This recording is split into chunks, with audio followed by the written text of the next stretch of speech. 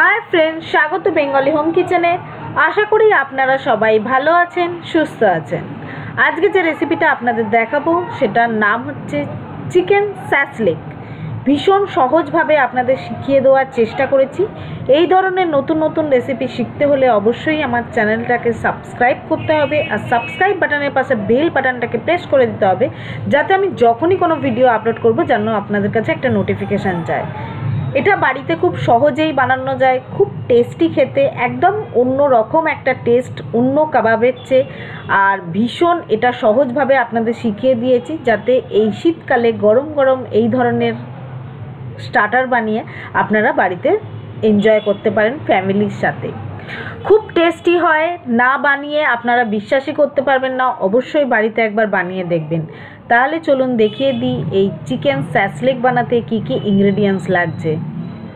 এখানে নিয়েছি আমি পেঁয়াজকে কিউব সাইজের পিসেসে কেটে নিয়েছি, সবই কিউব করে কেটে নিতে হবে। টমেটো নিয়েছি কিউব করে কেটে, আর দু রকম কালারের আমি ক্যাপসিকাম নিয়েছি।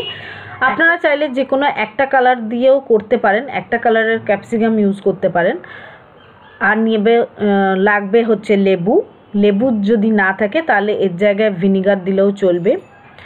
আর মশলার মধ্যে নিয়েছি হচ্ছে কালো গোলমরিচ গুঁড়ো, কালো গোলমরিচের জায়গায় সাদা গোলমরিচ নিলেও চলবে। লাগবে ঝাল লাল লঙ্কার গুঁড়ো, ঝালটা অবশ্যই আপনাদের টেস্ট অনুযায়ী দেবেন। ধনে গুঁড়ো, এটা হচ্ছে জিরে গুঁড়ো, এটা হচ্ছে তন্দুরি মশলা, আর এটা হচ্ছে গরম মশলা গুঁড়ো।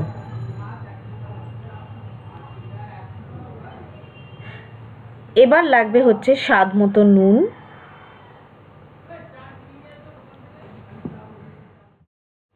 আমি এখানে উডেন স্টিক নিয়েছি, স্টিকগুলোকে আমি জলে ভিজিয়ে রেখেছি যাতে এগুলো আগুন না ধরে যায়। এইভাবে মোটামুটি আধা ঘন্টা আমাদের জলে ভিজিয়ে রাখতে হবে, তাহলে আগুনে দিলেও আগুন ধরবে না। সেই জন্য রান্না করার আগে অবশ্যই এগুলোকে একটু জলে ভিজিয়ে নেবেন। এইভাবে নর্মাল ট্যাপ ওয়াটারের জলে ভেজাতে হবে। আর লাগবে হচ্ছে এখানে চিকেনটা খুব ভালো করে ধুয়ে নিয়েছি। আর চিকেনটা এরম মিডিয়াম সাইজের পিস হবে আর বোনলেস হবে। যেরকম আমরা কাবাব বানাতে চিকেনগুলো নিই সেরকমই লাগবে, ছোট ছোট কিউব পিসেসে।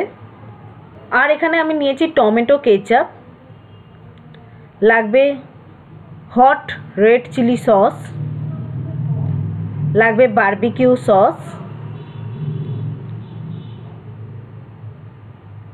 লাগবে ডার্ক সোয়া সস, আর লাগবে হচ্ছে ক্যাপসিকো সস। এটা অপশনাল, এটা যদি থাকে আপনারা দেবেন, নাও দিতে পারেন। এটা একটু ঝাল ঝাল টেস্ট হয়, ঝালটা অবশ্যই আপনাদের টেস্ট অনুযায়ী দেবেন। আর এখানে আমি যে সস ব্যবহার করছি সেই সসগুলো দেওয়ার চেষ্টা করবেন, তাহলে কিন্তু টেস্টটা খুব ভালো হবে, একদম পারফেক্ট টেস্ট হবে। চিকেনটা ম্যারিনেট করতে হবে। চিকেনটা ম্যারিনেট করার জন্য আমাদের চিকেনটাকে একদম জল যেন না থাকে সেই জন্য পেপার টাওয়াল দিয়ে আমি জলটাকে টেনে নিচ্ছি, সোক করে নিচ্ছি। কারণ চিকেনের মধ্যে যদি জল থেকে যায় তাহলে মশলাটা গায়ে চিকেনের ভালো করে লাগবে না। আর যখন আমরা এগুলো তাওয়ায় সেঁকবো তখন কি হবে, মশলাগুলো গা থেকে ছেড়ে যাবে। তো সেই জন্য একদম জল শুকিয়ে নিতে হবে চিকেনগুলো থেকে। এবার আমি এর মধ্যে এক এক করে সব মশলাগুলো দিয়ে দেবো। এর মধ্যে দিচ্ছি এখন গোলমরিচ গুঁড়ো, দিয়ে দিলাম ধনে গুঁড়ো, জিরে গুঁড়ো, গরম মশলা গুঁড়ো, আর তন্দুরি মশলা, আর দিলাম হচ্ছে রেড চিলি পাউডার, আর দিলাম হচ্ছে নুন।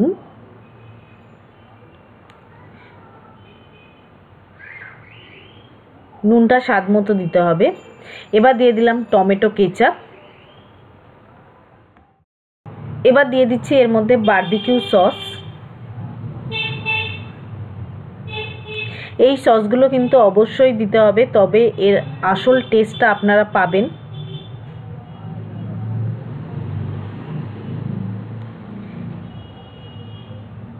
এবার দিচ্ছি red chilli sauce.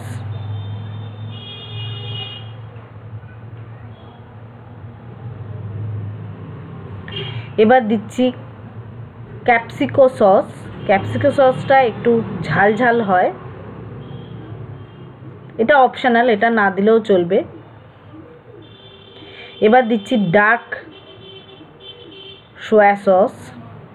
Dark soya সসও দিতে পারেন, লাইট সোয়া সসও দিতে পারেন।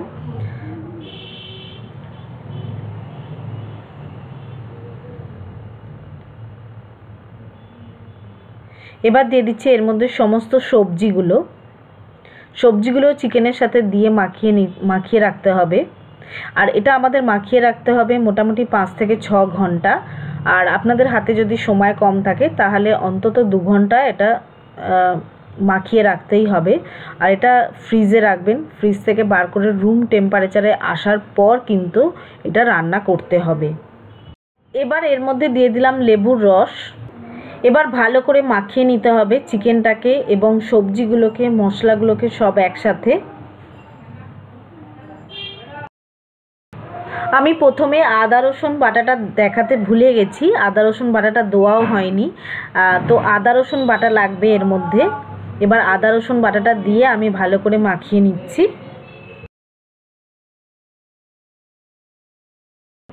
এবার এটা মাখিয়ে আমাদের মোটামুটি 5 থেকে 6 ঘন্টা রেখে দিতে হবে। তো 5 থেকে 6 ঘন্টা বাদে আমি ফিরে আসছি।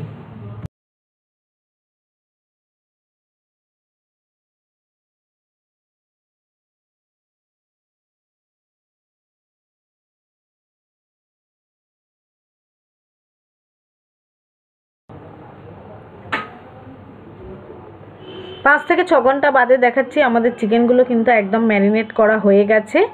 এবার আমি চিকেনগুলোকে আবার একটুখানি ভালো করে মাখিয়ে নিচ্ছি। নিয়ে এবার এগুলোকে ওই যে স্টিকগুলো আমি জলে ভিজিয়ে রেখেছিলাম সেই স্টিকের মধ্যে পুরে নিচ্ছি। সাজিয়ে সাজিয়ে পুরতে হবে। একটা চিকেনের পিস, তারপর একটা ক্যাপসিকাম, একটা পেঁয়াজ, এইভাবে যেরমভাবে আপনাদের ইচ্ছে সেরমভাবে সাজিয়ে নেবেন। আর একটু সামান্য একটু মানে ফাঁক রেখে রেখে সাজাবেন যাতে ভালোভাবে ভেতরটা রান্না হয়। তো এইভাবে দেখে নিন আপনারা কীভাবে আমি এটা ঠিক করে সাজাচ্ছি।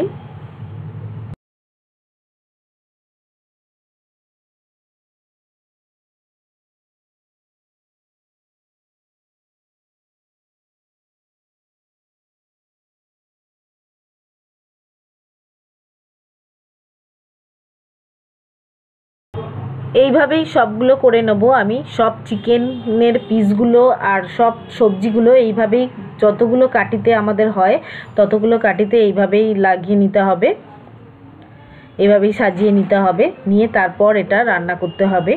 তো আমার মোটামুটি 5 থেকে 6টা স্টিক হয়েছিল আমি এখানে যে চিকেনটা নিয়েছি তাতে।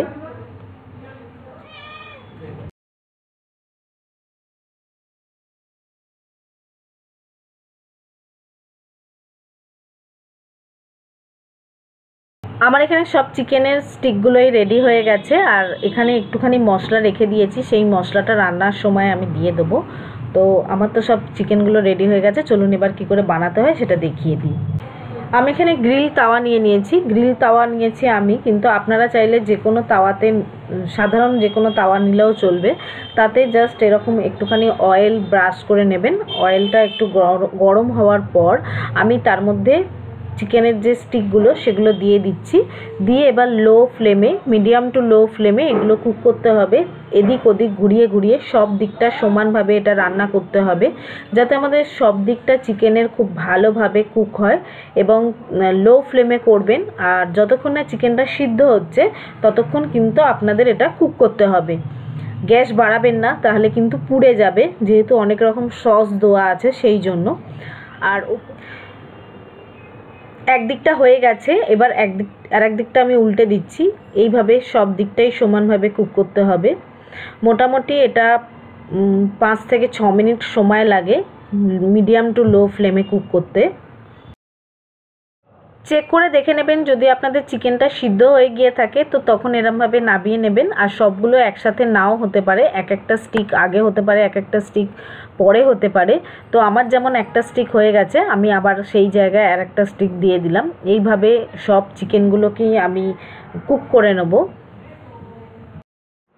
আমি যে চিকেনের স্টিকগুলো একটা একটা করে আমার হয়ে যাচ্ছে। আর দেখুন চিকেনের স্টিকের গায়ে যদি আপনারা চান যে এক্সট্রা আমাদের মশলাটা বেঁচে ছিল সেটা এইভাবে চামচে করে দিয়ে দিতে পারেন। দিলে কি হবে, চিকেনটা বেশি জুসি হবে আর খেতে বেশি ভালো হবে। আর বেশি ড্রাই করে একদম গ্রিল করবেন না, তাহলে চিকেনগুলো শক্ত শক্ত হয়ে যায়।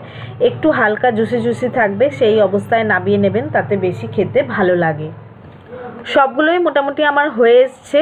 অবশ্যই জানাবেন আপনাদের এই রেসিপিটা কেমন লাগলো। আর এই রেসিপিটা নিয়ে আপনাদের যদি কোনো মনে প্রশ্ন থাকে সেটাও আমাকে কমেন্টস বক্সে করবেন, আমি তার রিপ্লাই দিয়ে দেবো। আর এই রেসিপিটা যদি ভালো লেগে থাকে তাহলে একটা লাইক করবেন, তাতে আমরা উৎসাহ অনেক পাই আরও নতুন নতুন রেসিপি আপনাদের শেখানোর জন্য। শেয়ার করবেন বন্ধু এবং ফ্রেন্ডসদের মাঝে, যাতে এই রেসিপিটা আরও অনেকে শিখে আরও অনেকে বানাতে পারে। আর আজকের মতো এখানেই শেষ করলাম। টাটা বন্ধুরা, সবাই ভালো থাকবেন, সুস্থ থাকবেন। এটা কিন্তু ভীষণ টেস্টি হয়, একবার বানিয়ে দেখবেন বাড়িতে। আর অবশ্যই আমাকে কমেন্ট করে জানাবেন আপনাদের কেমন লাগলো এই রেসিপিটা। টাটা।